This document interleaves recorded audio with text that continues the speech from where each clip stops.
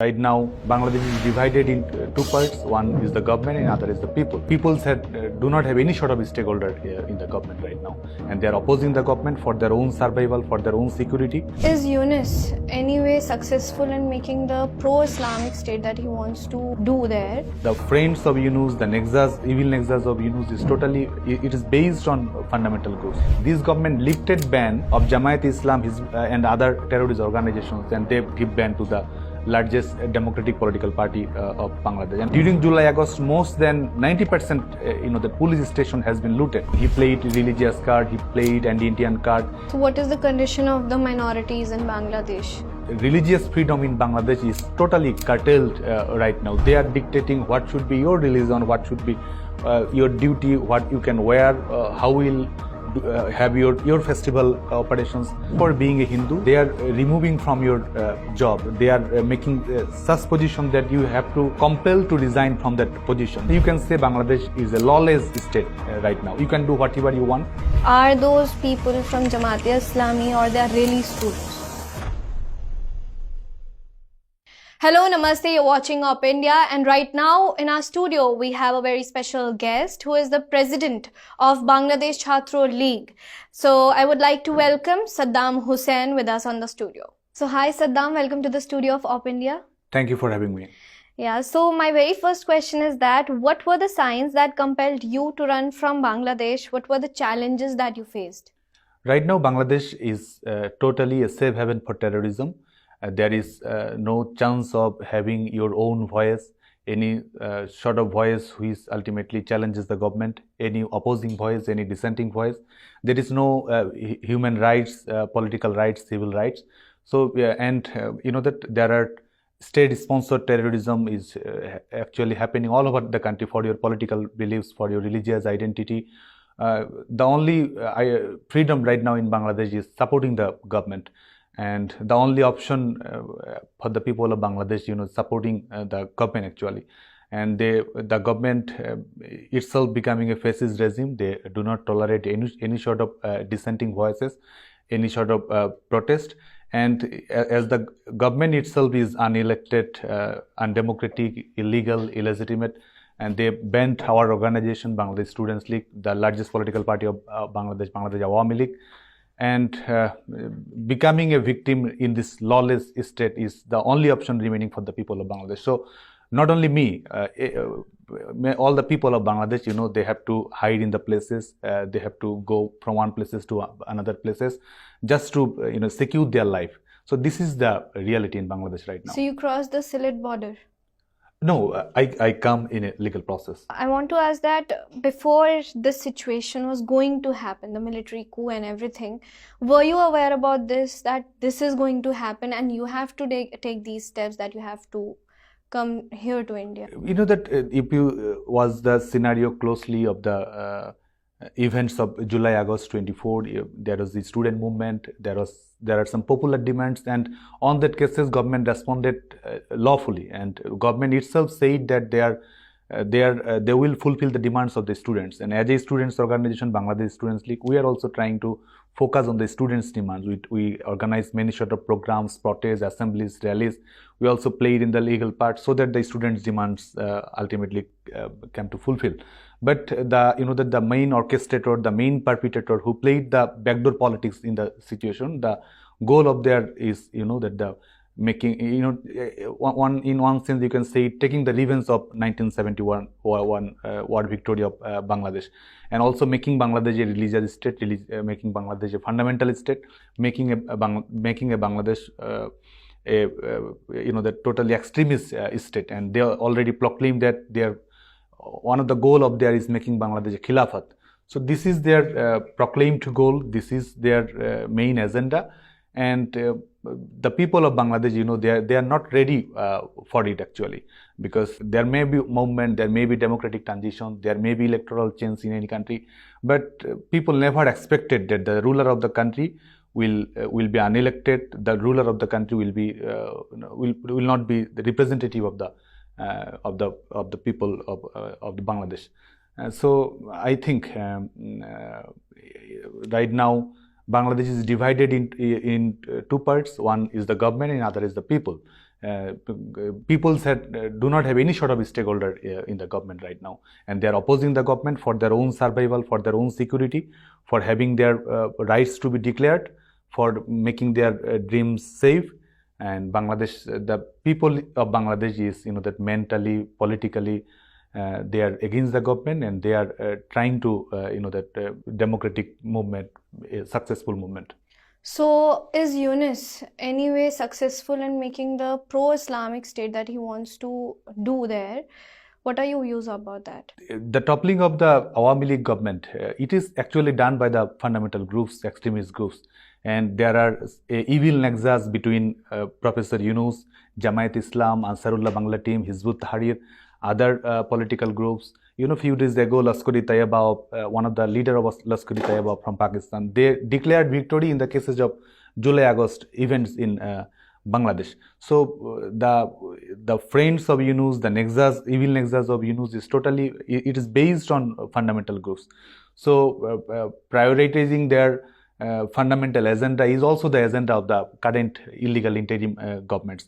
And if you see the events after 5 August, what can we see from a neutral point of view? That the party who played a role against our liberation movement, who was convicted of war crimes during the liberation war, who has close connections with the Pakistan-based terrorist organization Jamaat Islam, this government lifted ban of Jamaat Islam and other terrorist organizations, and they give ban to the largest democratic political party of Bangladesh. And not only that, if you see the situation of the courts in Bangladesh, that who were previously convicted of attacks, whether played a role in Holy Artisan international terror attack, whether it is attacks on the minorities or in our cultural activities, those who are responsible and those who are proved and there are verdicts against them, they got exempted, they got bail, and they are out of jail right now. In the context of July-August, even where there is civil war or other sort of disturbance in their internal disturbance in any country, this not happen in any other country except in Bangladesh, because in Bangladesh during July-August most than 90% the police station has been looted, their arms has been taken, hundreds of police officers has been killed for just for being loyal to do their duty.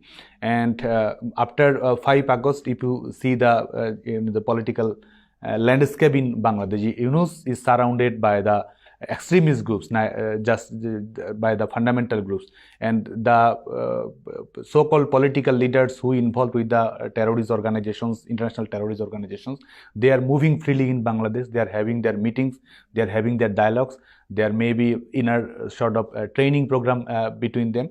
So it is right now Bangladesh, that there is a revolution of fundamentalism, there is a revolution of extremism actually, which is against the will of the people of the Bangladesh. And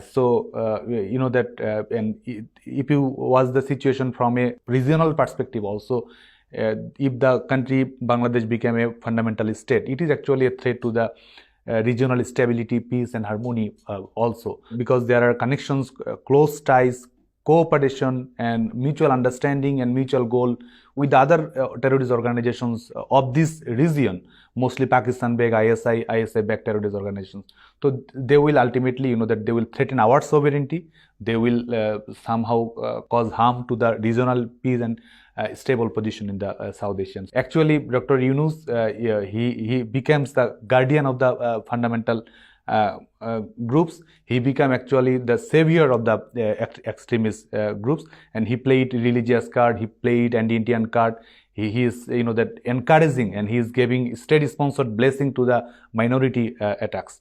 And if you know that the secularism is one of the bases of Bangladeshi constitution, and which ultimately this secular fabric has been demolished by the government. They proposed a fundamental provision in the constitution. So ultimately this will threaten the Hindu people, Buddhist people, indigenous people of Bangladesh. So they are targeting actually for being a Hindu, for being a Christian, for being a Buddhist, for being a member of the that minority community, you have no option other than becoming a victim of the state-sponsored terrorism. So what is the condition of the minorities in Bangladesh? If you see the report of Associated Press, AP, according to their reports, more than 2,200 incidents happened, reported events. There are also unreported documents in Bangladesh of minority attacks. That their house has been burned, their properties has been looted, they got threatened, they got killed, and many other things. That religious freedom in Bangladesh is totally curtailed right now. They are dictating what should be your religion, what should be your duty, what you can wear, how will have your festival operations. They are dictating everything, and if you not only that, just for being a Hindu, just for being a member of the the minority community, just for being an indigenous member, they are removing from your job. They are making such position that you have to you are compelled to resign from that position just for becoming a Hindu. That they cancel their job, although they passed every examinations and they are got elected for that post. So this is the actual scenario right now in Bangladesh. And also that in every cases, whenever Dr. Younus was asked, he himself declared as a champion of human rights, and he is also that he is not capable of giving security to the minority people, to the other religions people. And not only that, that he himself encouraged the situation. In any cases of what I mentioned, in any cases, government did not take any sort of steps, that to take the criminals to the prisons or any sort of cases or any sort of investigations. Nothing has been done. And whenever he was asked by the foreign journalist, because in Bangladesh, no journalists have the right to ask any question to the current government. Whenever he was asked whether his government is responsible, he never answered, and he said that this is political reasons, this is political events.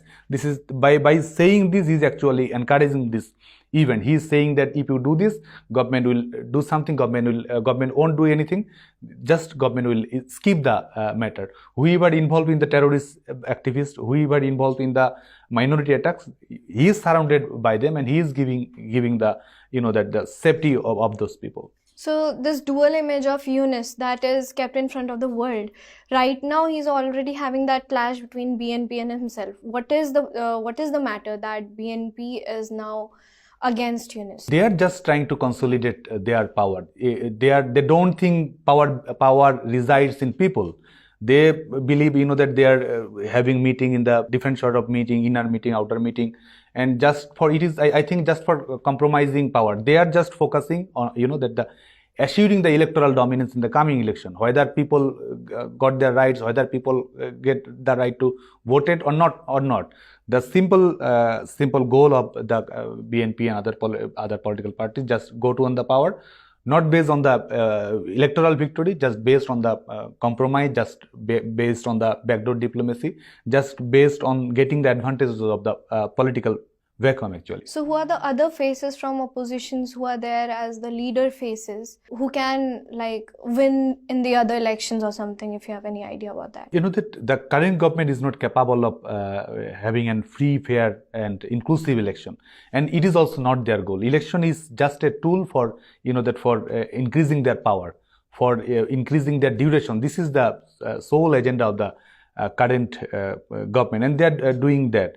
If you are banning Bangladesh Awamileague, that means you are not banning just a political party, you are erasing history, and not only that, you are actually disenfranchising millions of people of Bangladesh. You are banning Awamileague, that means more than 40%, 50% people are not going to the poll to have their votes. They will that the stakeholders of the country are outlawed actually by banning Bangladesh Awamileague. And if you see the neutrality of the government, this is the only government in the country who doesn't know about its duration. This is the only government current now. That the government itself form a political party. Bangladesh, the people of Bangladesh ridiculed it as a King's Party, NCP. The government is prioritizes NCP's, that they are trying to enlarging their political landscape. They are directing the bureaucracy to help them. They are trying to use the police for their as an oppressive tool for their own political agenda. So this government, the sole aim of the government is consolidating power and this government do not have any sort of neutrality, and also there is no law and order situation. To have an election, you must have safety to the people. You must have, when a journalist asks a question against the government, his job has been sacked. So how the people of Bangladesh will have their own choice, will have their own vote if this sort of threatening situation is happening right now in Bangladesh. So I think, and if you see the greater perspective of the law and order situation, you can say Bangladesh is a lawless state right now. You can do whatever you want, and the independence of judiciary is also necessary for having a free fair election. And this time the judiciary has not any sort of independence. Actually, the judiciary became an extension of the executive forces. Actually, what orders given by the executive borders, the court officers just read out them and give their verdict. And in that so-called independent judiciary, they got exempted, they got bailed. Whoever involved in the 20 August grenade attack, whoever involved in the the train track arsenal cases. So this is the things in Bangladesh, and I think the people of Bangladesh have no other option other than the removal of this government. So is Younus Trump's puppet, or is he planted by them? Because as we have seen that there are many ammunitions which are brought from US maybe. So what are your views on this? That is he working on the instructions of Trump? I think he's a puppet of the fundamental groups. It is said in some reports actually that that there are some roles of other that some external factors are remaining with these issues, but the securing his own personal agenda and securing the goal of the fundamental groups, and he's not a politician or a leader, or being elected is his priority. And the people's agenda is not his priority. He's actually he is actually doing his own private business. And by if you see the situation in Bangladesh in the last 10th months only, he exempted himself from the tax evasion cases. From 6,000 more than 600 crore has been exempted totally. The Grameen banks got tax evasion for more than 5 years already. And the government share of Grameen Bank, it is 30% previously, and right now it is 10%. He gave himself license of universities for digital banking services. These are given himself. He is uttering about liberal values, democratic values. He is he is giving spaces regarding conflict of interest, and he is actually doing it in Bangladesh right now. And whenever he is representing Bangladesh and going to the foreign countries, he is actually not representing the country. He is representing his own personal business. So people of Bangladesh actually ridiculed him, saying that he is not actually the chief interim of the chief advisor of the interim government. He is actually the chief executive officer of his private business. So this is this is the goal of Younus actually. So Saddam, till where we know that the Jamaat-e-Islami was much more involved in this entire situation. So give us a clear image of that how it generated in Bangladesh and how it made the situation in Bangladesh like this.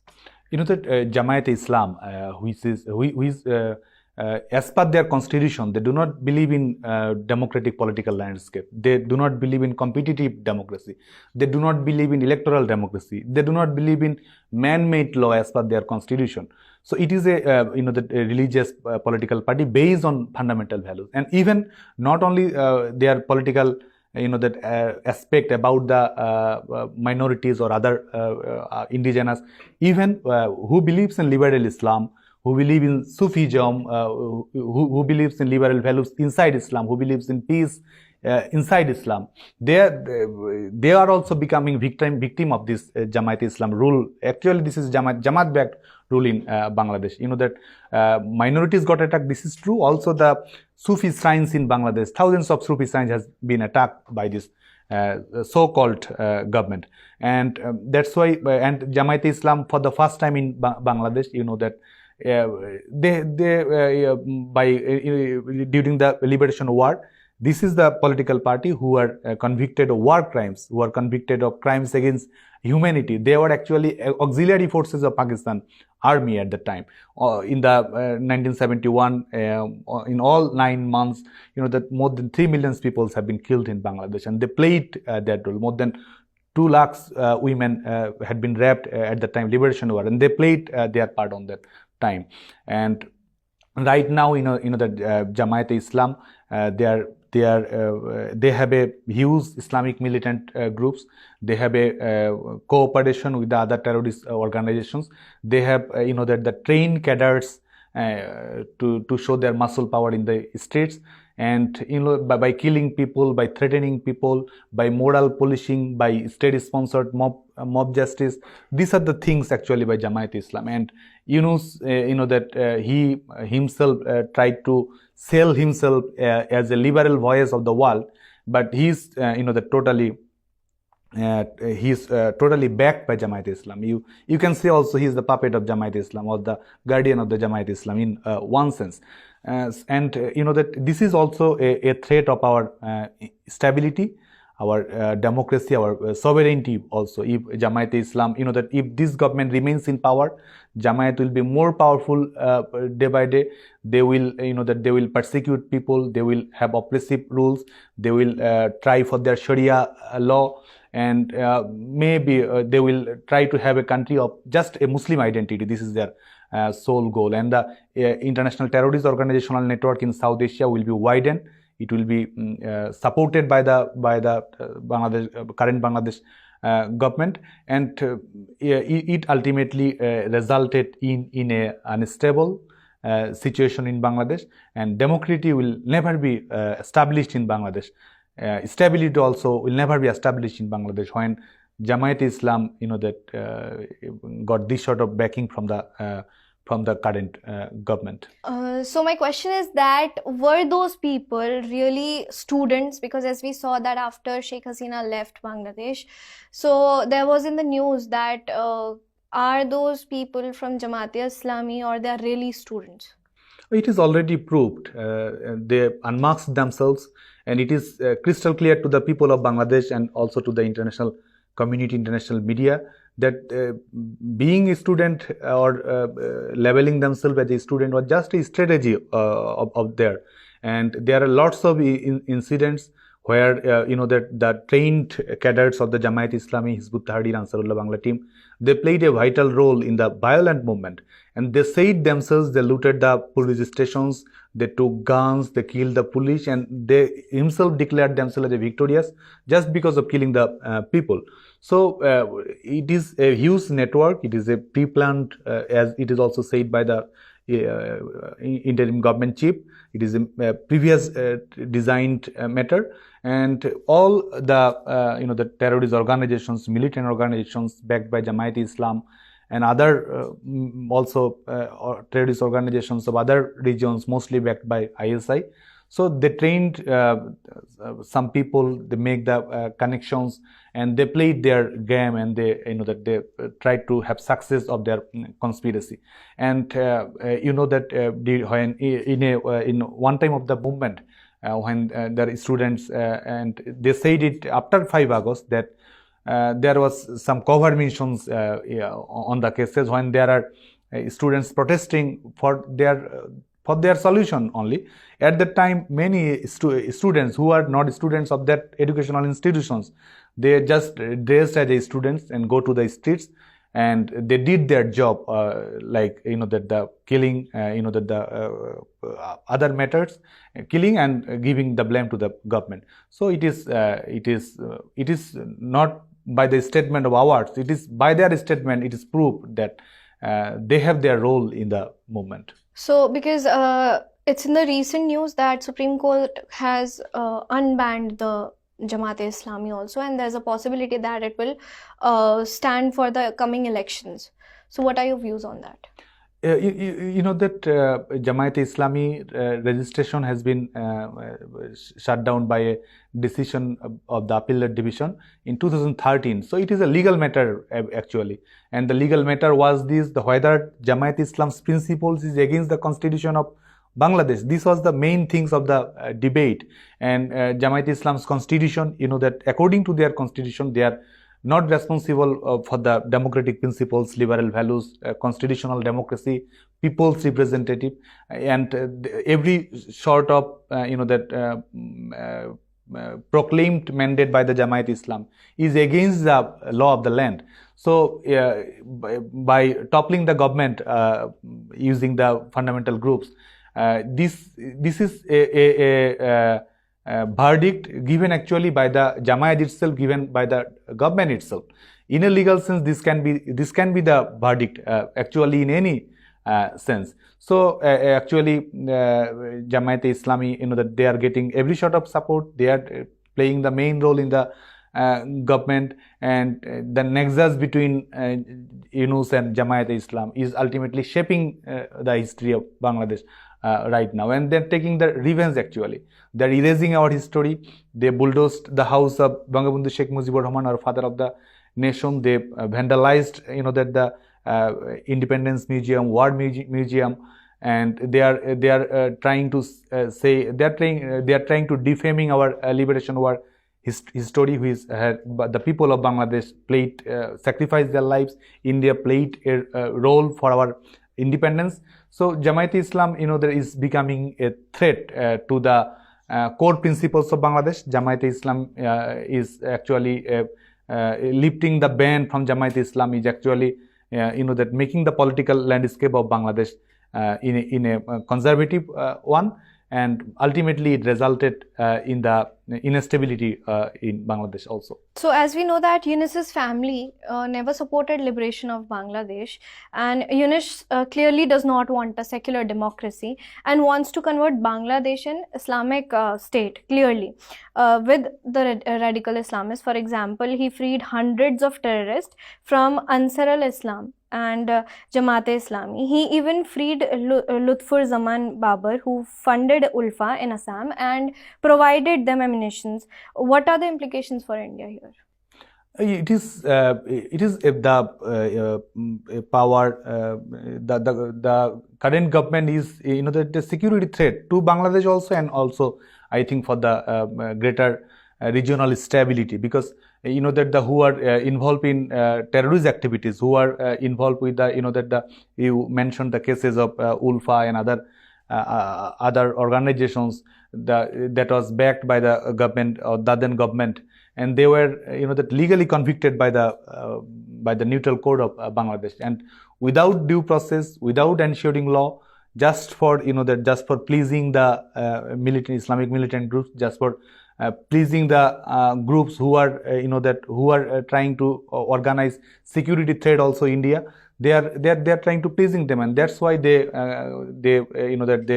erased the case. They exempted them. They got them bail, and they quashed all sort of cases right now. And this is actually happening in Bangladesh, whether it is in legal matters, in economic matters, in political matters. Everything is shaping right now in Bangladesh as per the wishes of these fundamental extremist groups.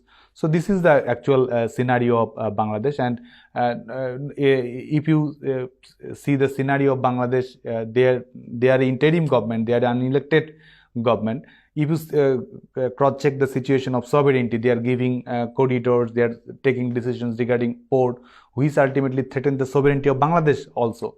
And they do not talk with the military of Bangladesh. They do not talk with the stakeholders, other political parties. So they are threatening our sovereignty also. And by patronizing those groups who played terrorist activities inside India also previously, and the Pakistan ISI-backed terrorist organizations who are involved in many sort of attacks, whether it is Mumbai attacks, whether it is parliament attacks in India, backed by ISI and other Pakistan-based organizations. They are they are also the government is harboring them. Actually, the government is trying to promote them. So it is actually a threat to Bangladesh, India, and also in a greater South Asian perspective. If you see, it is a threat to democratic South Asia. It is threat to united South Asia. And as a leader of the democratic world, India is the largest the democratic country in the world, and they are becoming a economic superpower day by day. I think, and also by the mutual understanding, greater relationship between India and Bangladesh, the people of Bangladesh also get benefited, whether it is trade matters, whether it is other matters related with the people's day-to-day lives, whether it is energy cooperation. So actually, by doing this, by playing anti-India card, by playing their religious card, they are actually also that they are also threatening the people of Bangladesh. They are also risking that Bangladesh will have some sort of economic isolation. So this is the actual scenario in Bangladesh. So with this, Saddam, I have a very personal question in that sense, because you're saying that people are getting threatened. So your family members and other people are also there in Bangladesh only, must be.